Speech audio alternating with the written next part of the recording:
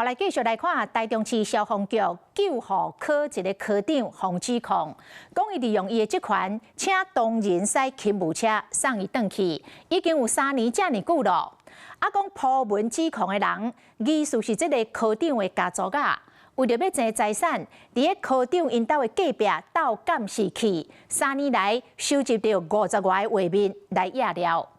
啊，那消防局是讲，因为这个科长到海线去督勤，时间伤晚，所以同仁才会顺路载伊转去，是毋是有违反着规定，会阁调查。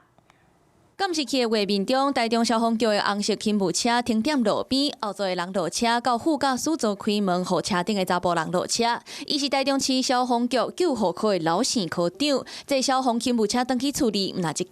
监视器上早为2023年6月开始记录，上近的一届是今年7月，时间有3年多，翕到伊这消防勤务车登去处的画面，就50几个。伊向指控要求员工驶勤务车载伊转去，各用蓝板写字用作标题，敢若是。 讲这个科长利用职权公器私用。刘科长大概是去督勤，然后因为他住在海线哈，那如果太晚的话如果同仁是顺道的话。 会送他回家。消防局表示，勤务车敢若会当公务使用，大概出勤拢爱登记。那老姓科长互翕到坐公务车登记处理，讲是公务结束，顺续载伊登去海线的厝。专程的话，这样的话会有疑义；顺道的话目前